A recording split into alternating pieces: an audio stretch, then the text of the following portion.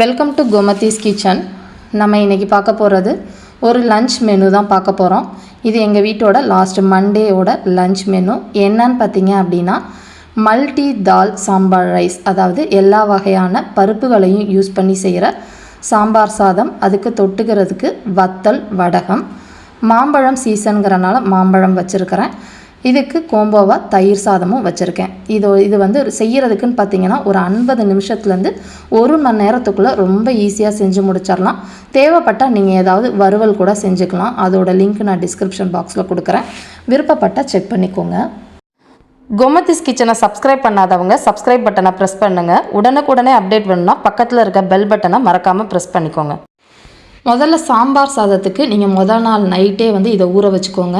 1/4 cup அளவுள்ள கடலை, கொண்டக்கடலை, பச்சை பயிறு, காராமணி, இது எல்லாத்தையுமே பார்த்தீங்க அப்படின்னா நல்லா ஊறுச்சுன்னா காலைல எந்திரிச்சோன்னே இது வேக வைக்கிறதுக்கு சரியாக இருக்கும். நான் இதை நேற்று நைட்டே வந்து இதை ஊற வச்சுட்டேன். இப்போ இதை வந்து நல்லா வேக வச்சு எடுத்துக்கலாம். நம்ம இதோட துவரம்பருப்பும் சேர்க்க போகிறோம். துவரம்பருப்போட அளவுன்னு பார்த்தீங்க அப்படின்னா 1/3 கப்பில் 1 கப் எடுத்தால் சரியாக இருக்கும். நான் இன்றைக்கி செய்கிறதுன்னு பார்த்திங்கன்னா பெரியவங்களுக்கு 4 பேருக்கு ஒரு வேளை வரும். அந்த அளவுக்கு சாப்பாடு செய்ய போகிறோம். பருப்பு அதிகமாக சேர்க்கக்கூடாது. அப்படி சேர்த்திங்கன்னா ரொம்ப குழகுழப்பாக பொதன்னு நமக்கோட அதிகமாகிடும். இப்போ பார்த்திங்கன்னா ரெண்டையுமே தனித்தனியாக நான் வேக வச்சுக்க போகிறேன்.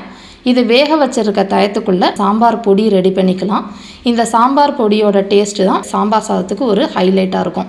இதை ஒரு சூடான பேனில் 3 டேபிள் ஸ்பூன் அளவுக்கு மல்லி விதை, 1/2 டீஸ்பூன் அளவுக்கு வெந்தயம், 1/2 டேபிள் ஸ்பூன் அளவுக்கு கடலைப்பருப்பு, 1/2 டீஸ்பூன் அளவுக்கு சீரகம், 1/2 டீஸ்பூன் அளவுக்கு மிளகு, காரத்துக்கு ஒரு 6லேருந்து 7 வரமிளகாய் சேர்த்துருக்குறேன். மிளகும் காரத்துக்கும் சேர்த்துருக்கோம். அதனால் நீங்கள் உங்கள் வீட்டுக்கு தகுந்தவாறு கூட குறைச்சி சேர்த்துக்கோங்க. இதை வந்து ஒரு மீடியமான தீயிலேயே மசாலா சாமான்கள் கருகிடாமல் ஒரே மாதிரி கோல்டன் கலரில் நம்ம வறுக்கணும். இந்த மாதிரி வறுக்கிறப்ப தான் இந்த சாம்பார் சாதத்தோட டேஸ்ட் வந்து ரொம்ப பர்ஃபெக்டாக இருக்கும். அந்த அளவுக்கு வறுத்துக்கோங்க. இப்போ பார்த்தீங்கன்னா ஓரளவு லைட்டாக கோல்டன் கலரில் வறுபட்டுருச்சு. இதில் வந்து நான் இன்றைக்கி கொப்பரை தேங்காய் அதில் சேர்க்க போகிறேன், 1 டேபிள் ஸ்பூன் அளவுக்கு. இது ஏற்கனவே காஞ்சதுங்கிறனால கொஞ்சமாக வாசனை வர அளவுக்கு வறுத்துக்கலாம். நீங்கள் பச்சை தேங்காய், துருவின தேங்காய் அப்படின்னா இதை போட்டுட்டு அது நல்லா ட்ரையாக வாசனை வர அளவுக்கு வறுத்துக்கோங்க. அப்போ தான் நல்ல ஒரு டேஸ்ட் கிடைக்கும். இப்போ இதை ஒரு தட்டில் மாற்றிட்டு நல்லா ஆறுனதுக்கப்புறமா நைஸாக மிக்சியில் அரைச்சி எடுத்துக்கோங்க. இதனால் இதை கொஞ்சம் நேரம் ஆறிக்கிட்டு இருக்கட்டும். இதை செஞ்சுக்கிட்டு இருக்கப்பயே நான் வந்து எலக்ட்ரிக் ரைஸ் குக்கரில் சாதத்தை வந்து 1 கப் சாதத்தை வேக வச்சுருக்கேன். கொஞ்சம் தண்ணி அதிகமாக ஊற்றி குழைவாக வேக வச்சுக்கோங்க. இது செய்கிறதுக்குள்ளே பார்த்திங்கன்னா நம்ம வேக வச்சுருக்கிற 2 பருப்புகளும் நல்லா வெந்துருச்சு. பருப்பு வேக வைக்கிறப்ப கொஞ்சமாக மஞ்சத்தூளும் ஒரே ஒரு வெள்ளைப்பல்லு பூண்டும் போட்டு வேக வச்சுக்கிட்டிங்கன்னா நமக்கு அந்த கேஸ் ஃபார்ம் ஆகாது.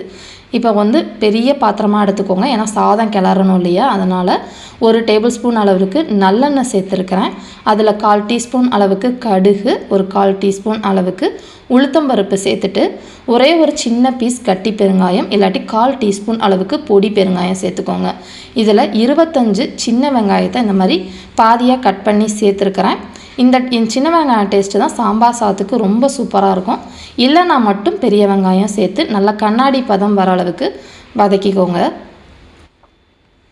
நல்லா வதங்கினதுக்கு அப்புறமா ஒரு 1/2 கப் அளவுக்கு இந்த சைஸில் கட் பண்ண தக்காளி, மீடியம் சைஸில் 2 நாட்டு தக்காளி இதில் சேர்த்துருக்குறேன்.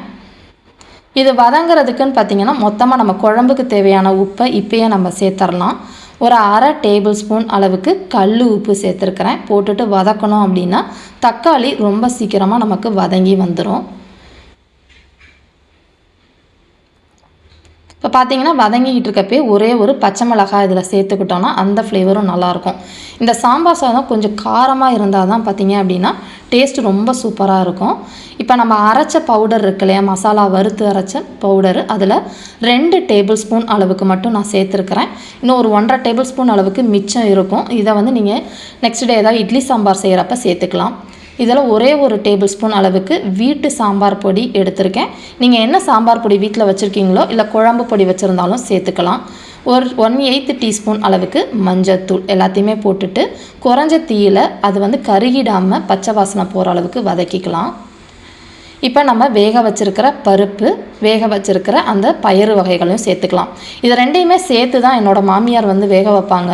பட் சில பருப்பெல்லாம் பார்த்திங்கன்னா நமக்கு துவரம் பருப்பு குழையணுங்கிறதுனால ரொம்ப நேரம் வேக வந்துடும். அப்போ வந்து அதோட டெக்ஸ்சர் நமக்கு கிடைக்காது. சப்போஸ் உங்களுக்கு அந்த டெக்ஸ்சர் வேண்டாம், பசங்களுக்கு தெரியக்கூடாது அப்படின்னா ரெண்டையுமே சேர்த்தே வேக வச்சுருங்க. அப்போ நல்லா குழைவாக ஆகிடும். இப்போ ஒரு 2.5லேருந்து 3 கப் அளவுக்கு தண்ணி ஊற்றிக்கலாம். ஒரு சின்ன எலுமிச்சை அளவுக்கு புளி எடுத்து அதை 1/2 கப் தண்ணி ஊற்றி அதையும் புளிஞ்சு எடுத்துக்கிட்டேன். புளி அளவு மட்டும் பார்த்திங்கன்னா உங்களோட புளிப்புக்கு ஏற்ற மாதிரி நீங்கள் சேர்த்துக்கோங்க. சில புளி வந்து ரொம்ப புளிப்பாக இருக்கும், சில புளிப்பு கம்மியாக இனிப்பாக இருக்கும். அதுக்கேற்ற மாதிரி கூட குறைச்சி சேர்த்துக்கலாம். இது எல்லாத்தையுமே நல்லா கலந்துட்டு கொஞ்சம் கருவேப்பிலையும் சேர்த்து கொதிக்க விடணும். இப்போ வந்து எல்லாமே வெந்தது தான், காய்கறிகள் எதுவுமே போடலை.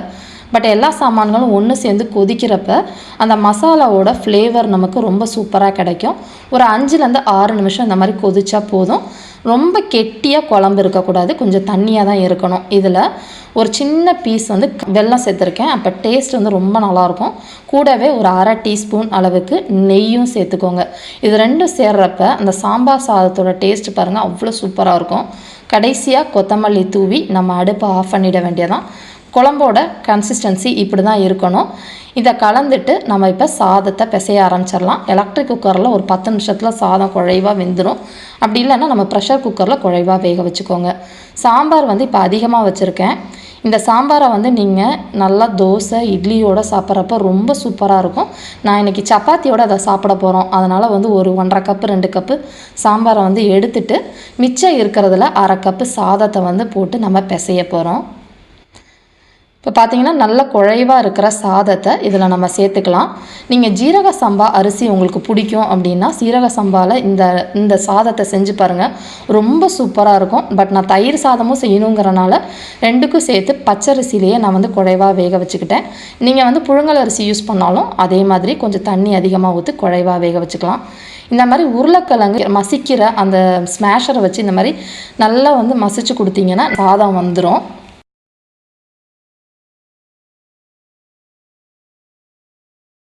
இப்போ பார்த்தீங்கன்னா நம்மளோட சாம்பார் சாதம் தயாராகிடுச்சு. இதை வந்து இதே சூடாக சாப்பிட போகிறீங்க அப்படின்னா நமக்கு சரியாக இருக்கும். சப்போஸ் ஆறி சாப்பிட போகிறீங்கன்னா ஒரு 2 சொட்டு நல்லெண்ணெயும் மேலே கொஞ்சம் குழம்பு ஊற்றி சர்வ் பண்ணிவிடுங்க, சரியாக இருக்கும். இப்போ வந்து அடுத்து நம்ம வத்தல் பொரித்து எடுத்துக்கலாம். அதுக்கு வந்து எண்ணெயை சூடு பண்ணியிருக்கிறேன். அதில் வந்து வீட்டில் செஞ்ச வத்தல் வந்து நான் செஞ்சிட்ருக்கேன். இது ஒரு வீலாக நான் வந்து எடுத்திருக்கேன். ரொம்ப சீக்கிரமாக நான் அதை போஸ்ட் பண்ண பார்க்குறேன் உங்களுக்கு ரெசிபி. அடுத்து வந்து தயிர் சாதத்துக்கு தாளிப்பு கொடுத்துடலாம். அதுக்கு வந்து ஒரு 1/2 டீஸ்பூன் அளவுக்கு எண்ணெய் வந்து தாளிப்பு கரண்டியில் ஊற்றிட்டு கடுகு கொஞ்சம் போட்டு பொரிய விட்டுக்கலாம். நீங்கள் உளுத்தம்பருப்பு பிடிக்கும்னா சேர்த்துக்கோங்க. என்னோடய பசங்களுக்கு அந்த உளுத்தம்பருப்பு தயிர் சாதத்தில் இருந்தால் பிடிக்காது, அதனால் நான் போடலை. விதையை எடுத்த வரமிளகாய் சேர்த்துருக்கிறேன், கொஞ்சம் கருவேப்பிலை. உங்கள்கிட்ட மோர் மிளகாய் இருந்துச்சுன்னா அதை 2 சேர்த்து கூட போட்டுக்கலாம், ரொம்ப நல்லாயிருக்கும். இப்போ அடுத்த 1/2 கப் அளவு சாதத்தில் ஒரு 2 கப் அளவுக்கு நல்லா கெட்டியான தயிராக நான் சேர்த்துருக்கிறேன். இது ரொம்ப புளிக்காமல் பார்த்துக்கோங்க. ரொம்ப புளிச்சுது அப்படின்னா டேஸ்ட்டு கொஞ்சம் வித்தியாசமாகிடும். சில பேர் இதில் வெண்ணெய் போடுவீங்க. நான் வந்து வெண்ணெய் போடாமல் நம்ம பால் காய்ச்சிட்டு கடைசியாக திக்காக இருக்க பாலோட ஆடை இருக்கும் இல்லையா, அதை சேர்த்துக்கலாம். அது நல்லாயிருக்கும் டேஸ்ட்டு.